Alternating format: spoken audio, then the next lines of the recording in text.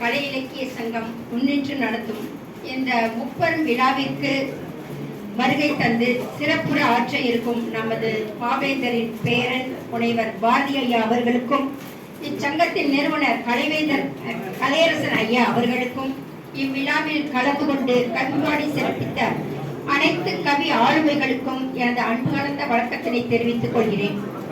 கவியரங்க தலைப்பு தமிழை காப்போம். இதோ எனது கவிதை உங்களுக்காக. காலங்கள் கடந்தும் கவின்குன்றா செம்மொழியே, காலங்கள் கடந்தும் கவின்குன்றா செம்மொழியே, கன்னித்தமிழே செந்தமிழே உனக்கு நிகர் நீயே, கன்னித்தமிழே செந்தமிழே உனக்கு நிகர் நீயே. எத்தனையோ மொழிகள் உலகில் இருப்பினும் எனதன்னை தமிழே எங்கள் உயிர் மூச்சு. தாயின் அருமை குழந்தைக்கு மறந்திடுமா? இல்லவே இல்லை, ஒருபோதும் இல்லை. புது புது அறிவியல் பெருகிடும் காலத்திலும் நுட்பமான கருத்துக்கள் நுழைந்திடும் போதிலும் உன் சொல்லாற்றல் என்றும் அளப்பரியது. உன் இலக்கண செம்மை நிகரற்றது. உன் சொல்லாற்றல் என்றும் அளப்பரியது.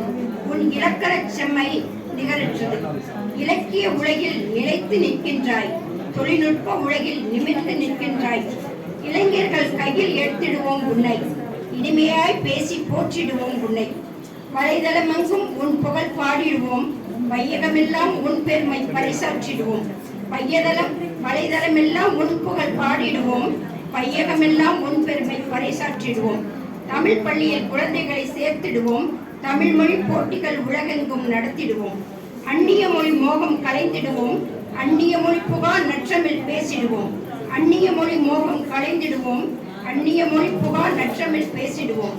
சங்க இலக்கியங்களின் பெருமை பரப்பிடுவோம், திருக்குறள் ஆய்வரங்கம் உலகெங்கும் நடத்திடுவோம்.